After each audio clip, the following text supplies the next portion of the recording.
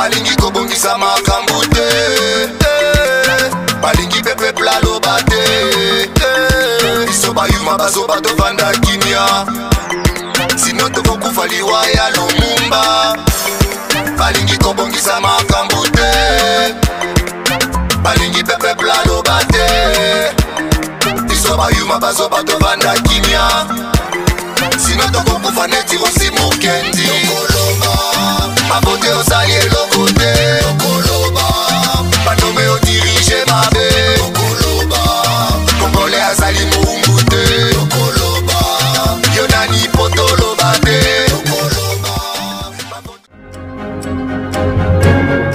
Mesdames et messieurs, bonjour ou bonsoir, cela dépend de là où vous nous regardez et du moment que vous nous regardez et surtout du média avec lequel vous nous regardez parce que cette interview passera sur internet, à la radio et aussi qu'à la télévision.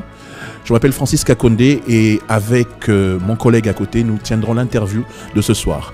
Marc Tabou, bonsoir. Bonsoir à tous ceux qui sont en train de nous suivre. Donc, c'est dans le compte de Curiosity et Tokoloba avec Francis Kakonde que nous recevons un grand homme, le professeur Kasongo Mwema, qui est le porte-parole du chef de l'État, Félix Antoine Tshisekedi. Et nous aurons évidemment à poser toutes les questions concernant l'an 1 de Fachi, l'an 1 du chef de l'État. Et pour poursuivre ce soir, mon collègue, nous sommes à la fin du mois de janvier. Vous le savez qu'en mois de janvier, on a jusqu'au 31 pour présenter les vœux à tout le monde. On va introduire cette interview en souhaitant d'abord la bienvenue au professeur Kasongo. Moi, j'appelle professeur parce que il est professeur, même s'il est journaliste comme nous autres, mais il est maintenant le porte-parole. Bonsoir, professeur. Bonsoir, cher ami. Merci tout d'abord d'être venu, parce qu'aujourd'hui, comme Marc l'a dit, c'est deux émissions qui vous reçoivent, Tokoloba ainsi que Curiosity. Pour commencer, avant d'entrer dans le vif du sujet, que mon confrère vous pose la première question, avez-vous un mot à dire en cette fin du mois de janvier pour présenter les derniers vœux pour cette année 2020 qu'on annonce charnière dans l'histoire de notre pays? Les peuples vous regardent, la caméra est là. Écoutez, s'il y a un mot à dire, je crois que le président de la République l'a déjà dit, il a présenté les vœux. Donc là, je m'adresserai plutôt à vos téléspectateurs qui n'ont pas l'habitude de me voir sur votre antenne. Donc je leur présente les vœux les meilleurs, partout où ils se trouvent, et que cette année leur apporte le bonheur qu'ils espèrent ou auquel ils aspirent, et surtout que le Congo, la République démocratique du Congo, puisse aller de l'avant. Ça fait déjà un an que le chef de l'État est à la tête du pays. Est-ce que vous pensez qu'il incarne la rupture tant entendue par le peuple congolais? Est-ce qu'il incarne la rupture? Moi, je vous laisserai plutôt répondre à cette question, puisque, ma foi, c'est vous qui observez, c'est vous qui regardez le fonctionnement des institutions. Je crois que le président de la République incarne la rupture déjà dans sa manière de concevoir le pouvoir, de concevoir l'État congolais, dans la manière de le défendre, mais également dans la manière de permettre à chaque Congolais de pouvoir s'exprimer, de pouvoir apporter sa pierre à l'édification de la nation. C'est donc déjà d'abord une grande rupture. Cette rupture, on l'a sentie sur le plan politique, par exemple, avec les mesures de décrispation qui avaient été discutées à l'époque entre les familles politiques, notamment par la décision qui était prise sous la gestion de la Cinco pour pouvoir passer à des mesures de décrispation politique. Les hommes politiques aujourd'hui, ils peuvent circuler dans le pays comme ils veulent, ils peuvent tenir les meetings sans qu'on ait à déplorer quoi que ce soit. Je pense que c'est une des ouvertures qu'on attendait le plus. Le président de la République l'a également souvent répété, c'est que le Congolais, partout où il se trouve, doit se sentir libre sur le territoire national. Libre, naturellement, en respectant les règles de vie commune, en respectant les lois de la République démocratique du Congo. Mais la rupture, je crois qu'elle est également dans la manière de s'intéresser à ce qui touche la population. Je pense que beaucoup de gens se demandent pourquoi on ne sent rien sur le plan social, etc. Mais je me dis que le chef de l'État, quand il a pris ses fonctions, il a d'abord pensé à mettre en pratique mettre, comment dirais-je, en œuvre un certain nombre d'actions qui avaient été commencées par son prédécesseur. C'est ce qu'on a appelé communément le programme d'urgence dit des 100 jours. Eh bien, ce programme d'urgence a quand même apporté pas mal de possibilités aux Congolais, ne fût-ce que parce qu'il y a des routes là où elles n'existaient pas. J'aime souvent prendre l'exemple de Kabeya-Kamanga, où pratiquement, ma foi, quand j'ai vu les premières images, c'était presque un sentier. Aujourd'hui, il y a effectivement des routes qui sont construites ici et là. Vous me direz qu'on ne mange pas la route, vous avez parfaitement raison. Mais ce qu'on mange passe par la route. Et donc, je pense que ce sont des éléments qui montrent que véritablement, on est en train de changer un certain nombre de choses. Je vous prendrai peut-être un simple exemple. Il y a des bacs pour le franchissement des cours d'eau. Certains bacs, on les a trouvés au milieu de grandes herbes. Il a juste suffi de prendre ce bac, d'y mettre un peu de peinture, de changer l'huile du moteur et de mettre le bac à l'eau. Bon, vous me direz que c'est peut-être une manière de gérer, mais je me dis, puisque ce bac était là, pourquoi ne l'a-t-on pas utilisé? Puisque certains ponts, on les a trouvés, on les a juste posés. Ça signifie qu'il y avait une volonté de ne pas permettre que les populations puissent circuler, que les gens puissent circuler. Là, c'est très clair, c'est un exemple simple, je ne vais pas en prendre d'autres, mais c'est pour vous montrer que, véritablement, le président de la République a le souci de cette population, mais il faudrait quand même, naturellement, lui donner du temps, comme on dit. Avant de rentrer en profondeur dans le bilan du chef, parce qu'on est ici pour faire le bilan aussi, parce qu'on fait un bilan, c'est dire les choses négatives et les choses positives, je veux tout d'abord parler de vous, parce que c'est vous qui êtes l'invité d'aujourd'hui. Le gouvernement, ça fait à peu près 6 mois, entre plus ou moins 7, 8 mois, mais bon, mettons 6 mois, est en place, et vous êtes quelque part le dernier arrivé dans le département communication à la présidence de la République. Je voudrais savoir, là où vous étiez, parce qu'on vous connaît, vous êtes un grand journaliste, un ancien présentateur de la chaîne nationale que tout le monde connaît, vous êtes professeur d'université, vous passiez sur RFI parmi les tout premiers, peut-être le tout premier Congolais qui passait dans une radio mondiale. Comment avez-vous perçu la chose quand on vous a nommé? Parce que déjà, avant cela, ça c'est mon point de vue personnel, il y avait déjà assez de critiques sur la communication du chef dès son arrivée, c'est-à-dire en mi-janvier. Il y avait déjà beaucoup de critiques par rapport à ce qui se passait, par rapport à ce qu'il y avait. Et puis tout d'un coup, on a entendu, on nomme le prof Kassongo, porte-parole du chef de l'État et tout. Comment vous avez perçu d'abord cette nomination et qu'est-ce que vous avez trouvé comme situation quand vous êtes arrivé? Parce que ça existait déjà le département de communication à la présidence. D'abord, c'est une grande responsabilité d'être choisi par le chef pour pouvoir travailler à ses côtés et surtout pour pouvoir porter sa parole. C'est une particularité, oui, parce que le porte-parole, contrairement à ce que peut-être beaucoup de gens pensent et disent, le porte-parole ne porte pas sa propre parole. Il porte la parole de quelqu'un.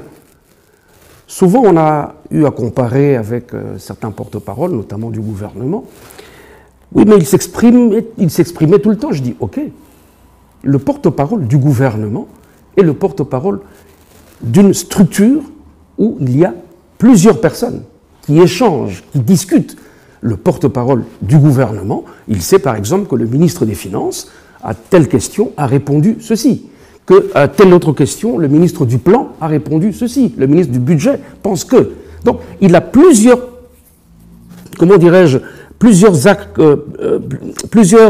éléments qui peuvent lui permettre de bien articuler ce qu'il va donner. Ici, nous sommes dans un cas spécifique. Le porte-parole du chef de l'État est porte-parole d'une institution, mais qui est représenté par un homme. Donc, pour que je puisse porter sa parole, il faudrait qu'on se mette d'accord. Ils me disent, voici ce que moi j'aimerais bien que tu puisses porter comme parole par rapport à telle situation, par rapport à telle autre situation. Il arrive des moments où effectivement le président est pris par sa tâche et il faut le contacter pour obtenir ce qu'il veut que l'on puisse communiquer sur un certain nombre de choses. Cela dit, le président de la République, c'est vrai, m'a fait appeler pour que je puisse parler. Et d'ailleurs, l'expression qu'il avait lui-même utilisée, c'était « moi j'agis, vous parlez ». Vous parlez, vous expliquez. Parce qu'effectivement, ce sont les trois missions d'un porte-parole. C'est d'abord expliquer ce que fait le président de la République. Au besoin, c'est faire, comment dirais-je, la promotion de ce qu'il a prévu comme action. Et au besoin, c'est défendre sa position, défendre ses points de vue. Donc, ce sont les trois principales missions du porte-parole. Et quand je suis arrivé, effectivement, c'est un service qui n'existait plus. Parce qu'auparavant, il y avait eu un porte-parole, je crois que c'est Koudou Rakassongo. À l'époque du président Mobutu. Donc, le président Kabila, père.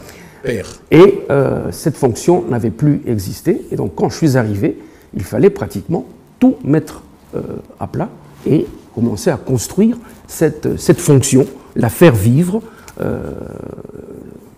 dans la mesure du possible. Avant que mon collègue continue sur les questions d'actualité, quelle est la différence entre vous, porte-parole, et les trois autres services, ou quatre, parce que si on ajoute les relations publiques, et les quatre autres services de la communication à la présidence? Je rappelle qu'il y a la chef de la communication, donc il y a un département avec plein d'adjoints et tout. Il y a la presse présidentielle, et il y a aussi les relations publiques. Vous venez d'expliquer votre rôle particulier, mais quand vous devez parler au nom du chef de l'État, vous ne vous concertez pas aussi avec la chef de la communication, avec la presse présidentielle, et surtout le poste de relations publiques que je me demande, dedans, ça veut dire relations publiques, c'est celui qui parle au public, c'est un peu ce que vous faites aussi. J'ai l'impression qu'on dirait qu'il y a une sorte de mélange entre les différents services. Comment vous fonctionnez au jour le jour? Bon, je crois que la chose la plus simple à expliquer, c'est la presse présidentielle. Ça, je crois que c'est assez simple. Cette presse présidentielle est chargée de montrer les activités du chef de l'État, montrer les activités qui ont lieu à la présidence, s'il y a des audiences, Ça, c'est le rôle de la presse présidentielle qui gère l'actualité au jour le jour. Les relations publiques, comme d'ailleurs le nom l'indique, les relations publiques servent à, comment dirais-je, mettre en partenariat, mettre en interaction les publics avec ceux qui agissent dans une structure, dans une institution. La communication du président, en quelques mots, ce n'est pas, comment dirais-je, ma fonction, donc en quelques mots, je dirais que c'est elle qui gère l'image du chef de l'État. Le chef de l'État, même quand il ne parle pas, il s'exprime. Comme disent les théoriciens des sciences de l'information et de la communication, on ne peut pas ne pas communiquer. Même en se taisant, on communique. Donc, la direction de la communication est chargée de veiller à ce que tout ce qui se passe autour du chef n'aille pas, comment dire, ne cause pas de tort à l'image que le chef de l'État veut véhiculer, à l'image que la présidence veut véhiculer du président. On sera un petit peu dans ce qu'on appelle l'image voulue, mais il ne faut pas oublier qu'à côté de l'image voulue, il y a l'image perçue. Et c'est celle-là qui est la plus importante, celle que les gens perçoivent. Mais entre les deux, vous avez l'image qui est portée. Comment est-ce que dans les médias, comment est-ce que dans la communication au jour le jour, cette image voulue du président de la République est portée. Donc il y a une direction qui se charge de cela. Donc nous nous concertons très régulièrement, en tout cas beaucoup plus régulièrement que les gens ne le pensent, mais il faut voir aussi que la communication, c'est un poste qui demande beaucoup de moyens. Je ne sais pas si les gens se rendent compte. On peut vous faire de la communication. On sait que vous n'avez pas les moyens. Laissez-moi terminer.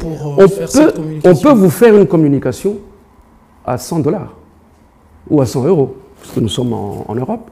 On peut vous faire une communication à 1 million d'euros. Maintenant, si vous me posez la question où est-ce que nous sommes, je ne pourrais pas vous donner de chiffres, mais je dis que la communication a besoin de beaucoup de moyens. J'espère que maintenant que le budget a été voté, puisque chaque responsable de service a été défendre ses prétentions budgétaires, nous pensons que ça devrait peut-être nous mettre un petit peu plus à l'aise pour exercer les fonctions que nous avons. Ok, ça va. On va continuer par rapport au bilan, donc l'an 1 de Fachi, de Félix Antoine Tshisekedi. Où en sommes-nous avec les réformes promises? On va d'abord parler de la sécurité. Vous pouvez nous parler de la sécurité à l'est du pays, par rapport à la guerre là-bas, et aussi mesure phare qui est la gratuité de l'enseignement, qu'il faut le dire bat de l'aile, d'autant plus que nous avons des salles de classe bondées, les professeurs jusque-là, des milliers de professeurs qui ne sont pas payés, il y a beaucoup de difficultés pour exécuter ces mesures. Où en sommes-nous? Ben, quand vous dites que ça bat de l'aile, je ne sais pas dans quel coin du pays où ça bat de l'aile, parce que selon les informations que j'ai, c'est plutôt une mesure qui a été bien accueillie. Bien sûr, lorsque le ministre de l'enseignement... Non, les financements ne suivent pas. Lorsque le ministre de l'enseignement primaire vous dit qu'il y a près de 4 millions d'enfants qui ont retrouvé le chemin de l'école, bon, il est vrai que c'est un motif de fierté, c'est un motif qui encourage la prise de cette mesure. Mais en même temps, il faudrait songer à ce que les infrastructures soient idéales pour recevoir tous ces enfants qui n'avaient pas la possibilité d'aller à l'école. Il y a des structures qui sont en train d'être construites, rien que pour le programme d'urgence des 100 jours. Il y a, je crois, plus de 119 écoles qui ont été construites. Vous me direz que ce n'est pas suffisant, mais il y a déjà ça. Ces 119 écoles qui sont construites, d'autres sont en train d'être réhabilitées, d'autres sont en train d'être, comment dirais-je, reconditionnées. Donc, la mesure est une mesure bien accueillie, mais il y a un certain nombre de problèmes qui sont soulevés en même temps que cette mesure est mise en pratique. Vous avez parlé des enseignants. Je crois que le ministère de l'enseignement primaire, de même que le ministère des Finances, ont déjà répondu à votre question. Je crois que les enseignants qui n'étaient pas pris en compte vont l'être au cours de ce mois qui va commencer. Donc c'est une question à laquelle il n'y aura plus qui ne posera plus de problème. C'est une question à laquelle on va bientôt répondre. De même que pour les infrastructures, il y a un certain nombre de choses qui se passent en province, qui ne relèvent pas uniquement du programme d'urgence des 100 jours. Vous savez qu'il y a des gouvernements provinciaux qui ont également leurs propres problèmes, et leurs propres programmes, pardon. Et donc, je pense que tout cela, mis ensemble, nous allons plutôt dans le bon sens. Mais, naturellement, on ne peut pas, comme on dit, Rome ne s'est pas construite en un jour. Il y a plusieurs années qui ont passé avec les dirigeants qui viennent de partir. Si eux ne s'étaient pas beaucoup préoccupés de cette question, je crois que là, le président Tshisekedi a voulu montrer que ça fait partie de ses préoccupations. Il a dit qu'il veut une jeunesse formée, parce que c'est une jeunesse qui doit être mise à contribution pour la construction ou la reconstruction du pays. Vous parlez d'1 an, que ça ne suffit pas pour arranger les choses dans le pays. Est-ce que ce n'est pas un échappatoire? Parce qu'il faut le dire que le début aussi justifie la fin. Donc, Mais on pourrait faire des échappatoires à quoi? Les responsabilités sont entre les mains du président. On sent qu'il y a beaucoup de difficultés pour accomplir beaucoup de choses. Oui, bien sûr, les difficultés, on les a trouvées. En une année, on se pose la question de savoir, avec cette cohabitation, est-ce que 5 ans après, beaucoup de choses seront réalisées pour un bilan positif? C'est quoi? Cette coalition, puisque c'est le terme qu'il faut utiliser, c'est le peuple qui l'a voulu. On ne peut pas aller à l'encontre du peuple. Le peuple a voulu qu'il y ait un président de la République élu, mais ils ont envoyé dans les assemblées des personnalités appartenant à d'autres, comment dirais-je, d'autres formations politiques. Donc, fallait-il se mettre là à se tirer dessus, à se taper dessus, ou fallait-il plutôt se dire, mettons-nous ensemble, essayons d'avancer? Le président de la République lui-même le dit. c'est une sorte d'essai que nous faisons. Ça n'avait jamais existé dans notre pays. Aujourd'hui, c'est une première. Voyons comment nous allons avancer. Il y a des ratés. Le chef de l'État est le premier à le reconnaître. Mais il y a, heureusement, des choses aussi qui avancent.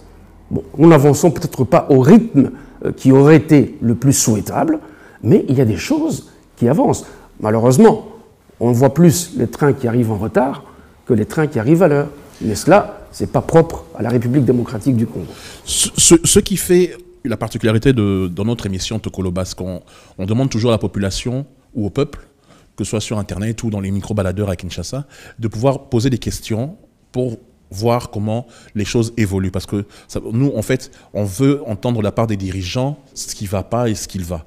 Quand on parle des 1 an de la présence du président Tshisekedi, on voit le côté positif, on voit le côté négatif. Maintenant, selon vous, en tant que bouche autorisée, parce que c'est clairement ce que vous êtes, en tant que bouche autorisée, quelles sont les parties que vous trouvez qui sont pour l'instant négatives dans tout ce qu'il a promis lors des différents meetings qu'il a tenus quand il était candidat et quand il est venu président, son passage à Paris, son passage à Bruxelles ici, dernièrement à Londres et tout, il a promis un certain nombre de choses que, quand on regarde concrètement, comme vous dites, en 1 an, on ne peut pas toutes les faire, mais j'ai l'impression plus que ce n'est pas vraiment une coalition, mais ça ressemble plus à une cohabitation. Je m'exprime. Une cohabitation, pour ceux qui vivent à l'extérieur, ils savent très bien, c'est quand le président est d'un autre parti politique et que le Premier ministre est d'un autre parti politique et qu'ils sont obligés, pour faire avancer le pays, de travailler ensemble. Mais c'est exactement ce que la population perçoit. Quand je leur ai dit, quand nous leur avons dit sur notre page que nous vous recevions, ils ont dit, mais ça ressemble plus à ça. Quand le président, par exemple, il parle à Bruxelles ou qu'il parle à Paris, tout d'un coup, vos alliés réagissent, attaquent le président, le manque, des fois, certains, le manque de respect. Et après, les gens de votre côté, les gens surtout plus de l'UDPS, réagissent, ça crée des bagarres, ça crée des tensions au sein de la population, et puis le président revient comme un bon papa, il calme les choses et on avance. 1 an de ça, la population commence à être fatiguée de voir ça. L'exemple concret, Londres, il n'y a pas longtemps, le président a parlé, on a vu la réaction. De la présidente du Parlement jusqu'au simple fanatique ou cacique du FCC. Comment vous voyez ce genre de choses? Comment vous percevez cela? Parce que ça ne fait pas bien que votre allié, à chaque fois que le président parle, c'est comme si ça les dérange. Comment vous percevez ça? Vous dites bien votre allié. Techniquement. Vous savez bien d'où il vient. Il était au pouvoir. Oui. Bon. C'est pas facile, ce n'est pas simple de passer du pouvoir à un autre statut. Donc, que les gens de temps en temps s'expriment, soit parce qu'ils ne se retrouvent pas dans une décision prise, on les comprend parfaitement bien. Le président de la République est celui qui tient le plus à cette coalition. Il l'a déjà dit. Pour cela, effectivement, il essaye de recadrer, il essaye de faire rentrer dans le jeu ceux qui se mettent plus ou moins en retrait. Il a déjà expliqué à plusieurs reprises que vous aviez là, en train d'essayer de travailler ensemble, des personnes qui, hier, se faisaient taper dessus à coups de bombes de gaz lacrymogène. Ce n'est pas facile que du jour au lendemain, on vous dise, mais vous travaillez avec celui qui courait après vous. Qui vous a blessé, qui vous a tué, qui vous a tapé. Donc, c'est difficile. Mais, pour l'instant, je crois que, et le président le dit très souvent, on n'a pas d'autre choix. S'il y avait un autre choix, probablement que ce choix-là aurait été opéré. Mais le président de la République ne se lasse pas, il ne se lasse pas de dire à certains, attention, je crois que là, vous êtes en train de sortir de ce que nous étions convenus, revenez dans la bonne forme. Vous avez cité un cas qui s'est produit dernièrement avec la présidente de l'Assemblée nationale. Bon, je crois que vous avez entendu vous-même ceux de son obédience politique. On ne va pas à chaque fois venir... D'abord, le président de la République, on ne le recadre pas, puisqu'il est... C'est une institution suprême. D'abord, il n'est pas responsable devant le Parlement. Donc, je ne sais pas pourquoi la présidente de l'Assemblée nationale a jugé utile de faire la sortie qu'elle a faite, Mais je pense que les gens ont entendu les répliques et mais vous comprenez les quand même points quelque qui ont été faits, notamment Mais par vous le comprenez que directeur la de cabinet du président de la Mais République. vous comprenez que la population n'est pas contente de voir ce genre de On comprend parfaitement. simagrée depuis un an. Déjà, un an, vous y allez un petit Bon, peu mettons trop fort. 7 Vous y allez un peu fort, parce que le gouvernement de la République n'a pas un an. Même si le président de la République, lui, a un an d'effectivité dans ses fonctions. Mais le gouvernement n'a pas un peu moins quand même. Hein. Bon, le problème n'est pas là. Le problème, c'est est-ce que le gouvernement va dans le bon sens? Est-ce qu'il applique les mesures qui sont prises par le chef de l'État? Moi, je vous dirais oui. Bon. Qu'il y ait des couacs, on peut le déplorer, mais ces couacs-là sont rapidement revus et le train est en train d'avancer. Ce que nous attendons, pratiquement, ce que le président de la République attend de ses collaborateurs, il a l'opportunité de le leur dire. C'est lui qui préside les réunions du Conseil des ministres. Il n'en a manqué aucun. Donc, il a l'occasion de dire à tel ministre, je crois que là, c'est ceci. Un tel autre, c'est cela. Donc, moi, j'y crois parce que le président lui-même y croit. C'est lui qui est porteur de cette coalition. On verra bien où ça va. Jusqu'où ça va nous amener, mais je peux vous garantir que le président de la République est optimiste par rapport à ce qui est fait entre le gouvernement et le président de la République. Juste avant que mon confrère Marc pour terminer sur ce chapitre-là, je vais vous prendre du côté de la logique. Soyons logiques. Vous pensez réellement, vous, que, je parle pas, enfin, je sais pas, vous répondrez en tant que porte-parole du chef ou en tant que prof Kassongo, c'est vous qui voyez. Vous pensez réellement qu'aujourd'hui, ces personnes que vous appelez vos alliés, qui sont mis avec vous parce qu'ils ont gagné le Parlement ou le Sénat, seront contents de vous aider ou d'aider le président à avoir un bilan positif pour les 4 ans à venir, comme ça, au moment des élections, si le bilan est positif, vous pensez que comme eux, leur candidat se présentera face au président s'il se représente, ils voudront défendre votre politique? Vous direz que c'est une sorte de réussite commune? Parce que dans la logique, c'est comme si le président courait avec une chaussure où il y a des cailloux dedans. Il n'arrivera pas loin. Puisque déjà, dès la base, si tu prends ton adversaire, parce que vous êtes obligé d'être en coalition, vous travaillez ensemble, ça ne marchera pas. Il ne sera pas forcé ni obligé de vous aider à réussir votre plan. Vous me dites, soyons logiques.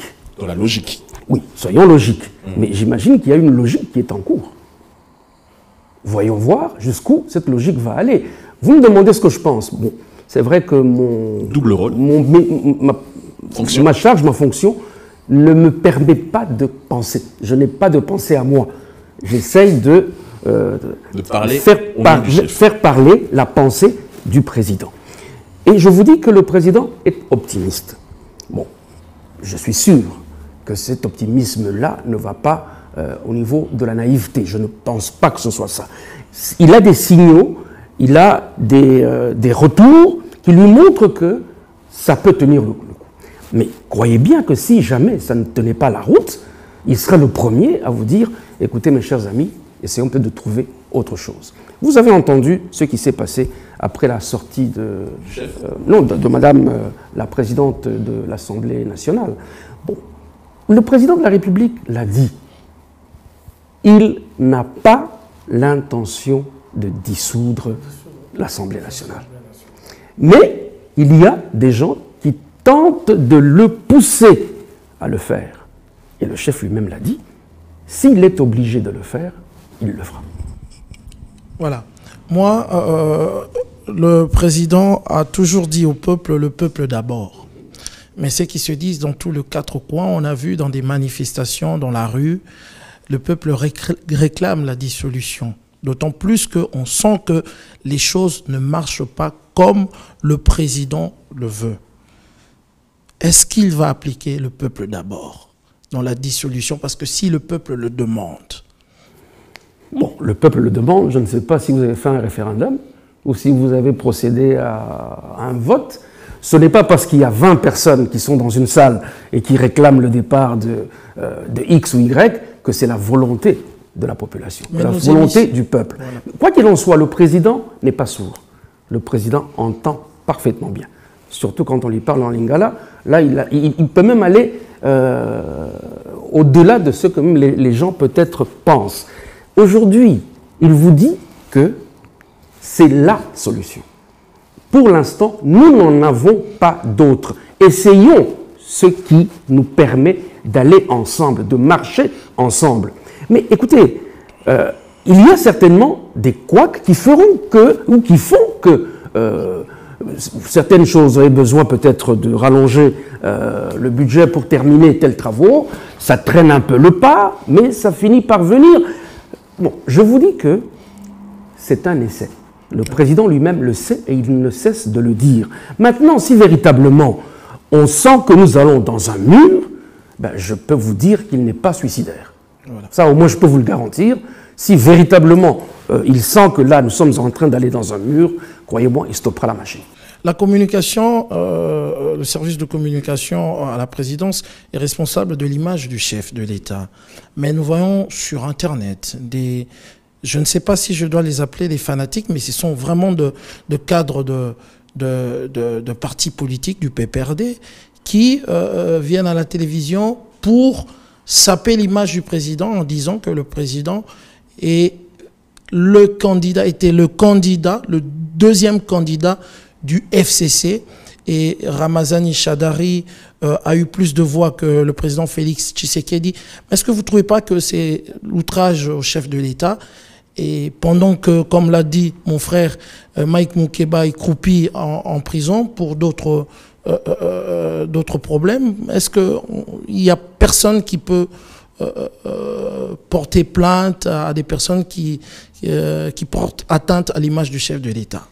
Dire que le chef de l'État n'a pas eu assez de voix plus que Ramazani Chadari. Déjà, moi je pense que pour des gens qui ont la tête bien sur les épaules, il n'y a que la CENI qui peut nous dire ça, ce qu'elle n'a pour le moment pas fait. Donc, si quelqu'un d'autre a des résultats pour contredire ce que la CENI a prononcé, bon, je ne sais pas si ces personnes sont habilitées à le faire, puisque la CENI, c'est ça l'instance qui doit départager les candidats lors d'une élection. Vous dites bien que la communication s'occupe de l'image du président. La communication, le service de la com du président s'occupe de son image, l'image du président, l'image qu'elle produit, l'image qu'elle doit entretenir, l'image qu'elle doit sauvegarder. Mais la communication du président ne s'occupe pas de certaines personnes qui se donnent le loisir d'aller critiquer le chef de l'État, d'aller carrément manquer de respect au chef de l'État. Il y a des structures de l'État qui protègent le président de la République contre ce genre de débordement. Ce n'est pas du service, pas de la responsabilité de la communication du chef de l'État. Nous le vivons comme vous, mais je pense que ceux qui s'adressent au président de la République avec si peu de respect appartiennent à des partis politiques. Il y a des règlements. Chaque parti politique fonctionne selon ses règles intérieures. Mais il y a également, comment dirais-je, un gentleman agreement qui permet aux partis de partager le même espace. Donc, déjà, je dis que lorsque des membres d'un parti débordent, c'est à ce parti-là de les recadrer. Ce n'est pas à la communication, ce n'est pas au président. Vous n'allez pas demander au président de la République que chaque fois qu'un citoyen congolais sort dans la rue, commence à l'invectiver, qu'il envoie les services de la police ou les services de la justice pour aller le recadrer. Je pense qu'il y a des personnalités, qu'il y a des structures qui sont chargées de ça, et donc à faire leur travail. Nous glissons lentement et sûrement vers la fin de cette entrevue qui malheureusement est beaucoup plus courte, mais comme on dit à la télévision, le temps c'est de l'argent. Monsieur le porte-parole, très rapidement, parmi les questions que la population demande dans notre émission Tokoloba, parce que je rappelle que, pour ceux qui nous suivent, nous avons deux médias ici qui interviewent le porte-parole du chef de l'État, Tokoloba, ainsi que, enfin, l'émission c'est Tokoloba, pour le média chez Francis TV, ainsi que Curiosity, avec Marc Taboué et Faustin Massola.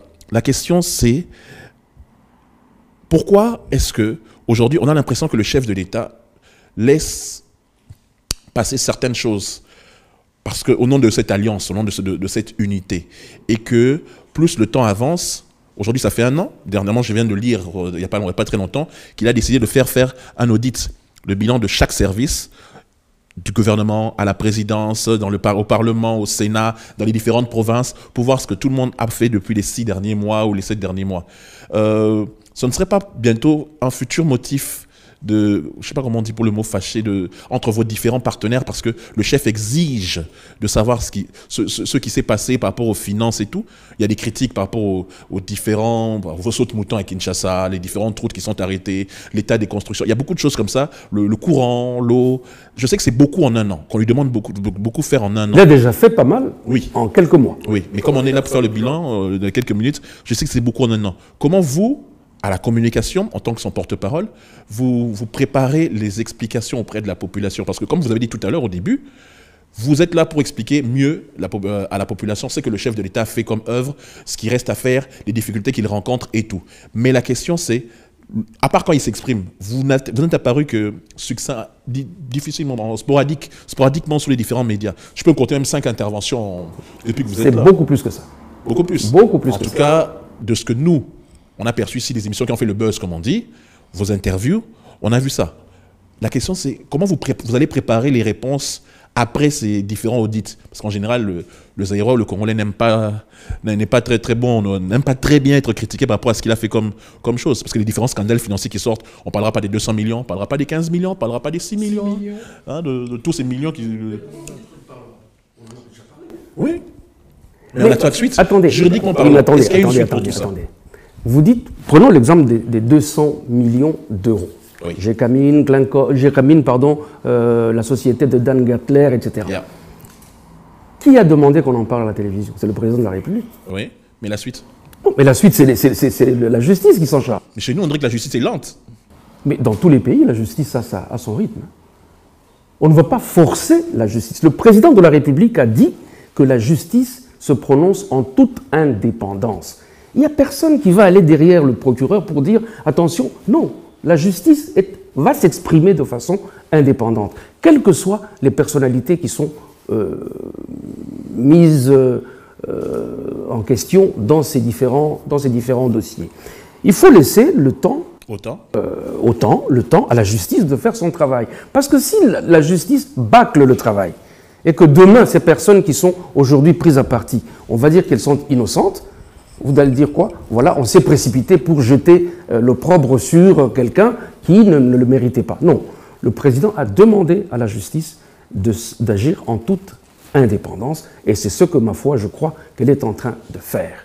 Maintenant, que les partenaires se sentent plus ou moins, comment dirais-je, concernés par les audits qui vont se faire, mais dans un pays qui se respecte, on audite lorsque vous gérez les fonds publics. Donc il n'y aurait que chez nous qu'on n'aurait pas le droit d'auditer la manière dont on a géré les fonds de l'État. Non. Ils peuvent se cabrer, ils peuvent s'énerver, mais ce que le président de la République a demandé, il va l'appliquer. Le Sénat des États-Unis demande à Félix Tshisekedi de traduire en justice ceux qui ont commis de crimes contre le peuple. C'était une promesse faite devant cette institution. Donc, exemple, déboulonnage. Quelles conséquences pourraient découler de la réalisation de cette promesse? De quelle promesse? De mettre en prison tous ceux qui ont commis de forfaits dans le pays. Quelles conséquences vous voulez qu'il puisse y avoir? Donc vous voulez qu'il y ait des intouchables, c'est ça?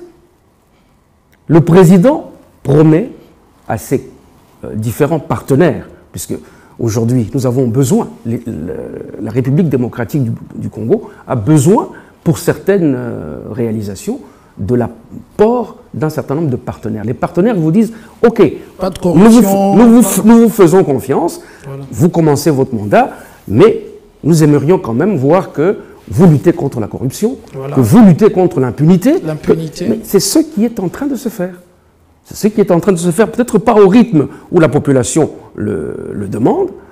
Le président de la République a donné carte blanche à ceux qui doivent dire le droit, à ceux qui doivent assurer la justice, de faire leur travail. Personne ne va courir derrière eux pour leur dire « ne faites pas ceci, ne faites pas cela ». Professeur, sans vous couper, excusez-moi. Ce que vous dites là, que le président laisse le champ libre à la justice et tout, chez certaines personnes, ça peut faire rire parce que, sans méchanceté, sans prêter une mauvaise intention, cette justice, ça fait 20 ans qu'on sait tous qu'elle n'est pas très très juste. Il y a 20 ans, Félix-Antoine Tshisekedi je parle était de dans justice. l'opposition. Oui, je parle de il y a 20 ans. Mais il n'a pas changé les hommes. Il n'a pas changé la Cour suprême, il n'a pas changé les attendez, différents juges, vous, les différentes vous institutions. vouliez que le président de la République entrant en fonction, Non, c'est juste pour dire que il par rapport fasse table rase. Il remplace tout le monde.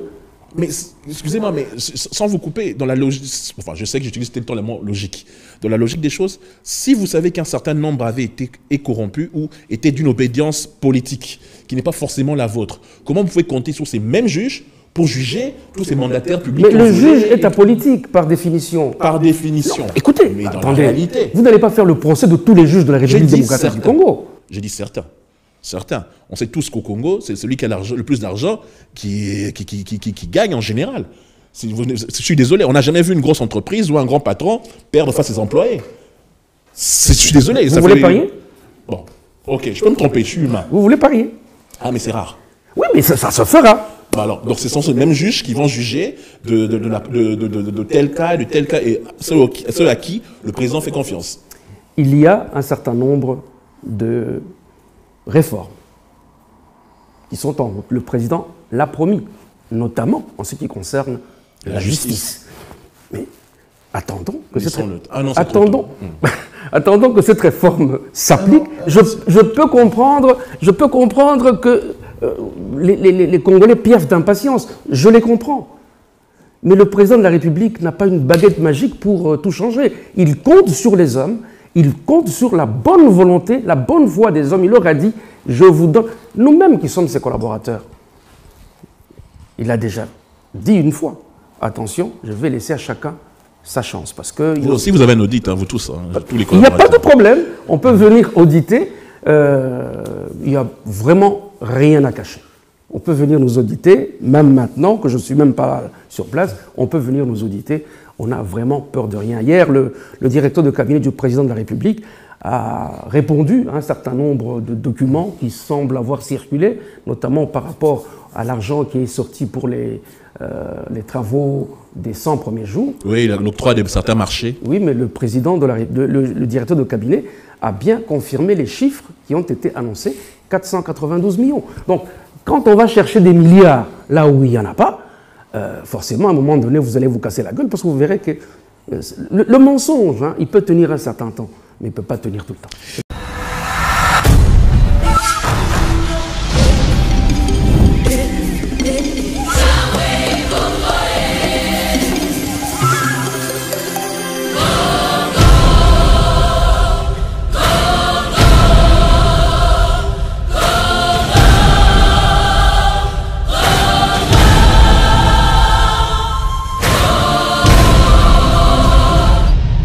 Nous sommes arrivés à la fin de cette entrevue. Nous avions 45 minutes, c'est la télévision, le temps c'est de l'argent.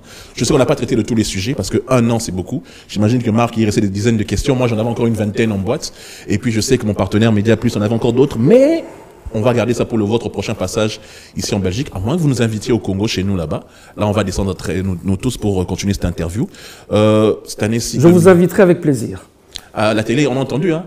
Si on ne vient pas, vous savez pourquoi on n'est pas à Kinshasa. Il n'y a pas de problème. Maintenant, le budget est voté. Oui, c'est sûr. En tout cas, c'était un plaisir. Je rappelle, aujourd'hui, c'était une émission spéciale. Vous aurez le mot de la fin, professeur. Nous avons été vraiment heureux. Je parle de l'équipe de Curiosity, représentée par mon ami Marc Tab ainsi que Massola, homme vidéo. L'équipe de Média Plus avec Sylvain Lupumba ainsi que Thierry qui est juste derrière la caméra de l'autre côté. Merci beaucoup pour avoir été avec nous, nous avoir assisté techniquement. Je pense qu'on est arrivé à la fin. Mon ami, as-tu le mot de la fin par rapport à notre invité d'aujourd'hui et je vais conclure. C'est juste dire merci et c'est vraiment un honneur pour nous de vous interviewer en tant que, il faut le dire, grand frère du métier qu'on écoutait à l'époque à RFI. En tout cas, merci encore une fois. Et je crois que très prochainement, nous aurons encore l'occasion de vous interviewer. C'est toujours un plaisir de répondre aux sollicitations des médias. J'en suis issu moi-même, donc je suis encore plus sensible lorsque les médias sollicitent. Mais je suis encore plus sensible au fait que, généralement, quand nous sollicitons les médias, ils répondent, ils nous accueillent avec plaisir. Et c'est encore avec plaisir que je viendrai vers vous lorsque la communication du président le demandera. On va terminer. C'était Curiosity de mon ami Marc Tab ainsi que de Massola, ainsi que Tokoloba pour le média chez Francis TV. Professeur, vous aurez le mot de la fin. Une dernière petite question. Pourquoi le président ne donne pas d'interview aux journalistes congolais quand il vient à l'extérieur? Que BBC, qu'RTBF, toutes les chaînes françaises là. Nous, on n'existe pas? C'est juste une question que je vous donne en tant que journaliste. Est-ce que vous avez déjà sollicité? Personnellement? Parce que ces médias-là, figurez-vous, sollicitent. Et même bien à l'avance. Donc, si je dois avoir le président, je dois écrire maintenant que je voudrais avoir le président la prochaine fois qu'il viendra en Belgique. Ou quand nous irons à Kinshasa. Ou quand vous irez à Kinshasa. Mais écoutez, dans tous les pays du monde, on sollicite le président de la République. Sauf lorsque lui-même ressent le besoin de s'adresser aux médias, auquel cas il les invite. Mais sinon, généralement, les médias contactent le chef de l'État, parfois en passant par moi, ou en passant par les autres collègues, notamment Lydie Omanga, notamment Lokabwanga. Vous écrivez au chef de l'État, nous lui soumettons, en lui montrant l'intérêt pour lui de s'exprimer face aux médias des finances, face aux médias de l'opinion, etc., etc. Ok, d'accord. En tout cas, pour Tokoloba, c'était un vrai plaisir. Votre mot de la fin, et puis on va se quitter. Merci, chers téléspectateurs. Votre caméra est juste en face. Voilà, le mot de la fin, c'est que véritablement, cette année sera une année de l'action, comme le président de la République lui-même l'a dit, mais cette action, il ne la fera pas tout seul, il la fera avec vous, naturellement, avec moi aussi. Merci beaucoup et à bientôt. Big Show, Wanamboko Tokoloba, yeah, Tokoloba, Balingi kobongisa makambo te, Balingi pepe plalo bate, Iso bayuma bazoba tovanda kimia, Sino tokokufa liwa ya Lumumba, Balingi kobongisa makambo te, Balingi pepe plalo bate, Iso bayuma bazoba tovanda kimia, Sino tokokufa neti rosi mukende.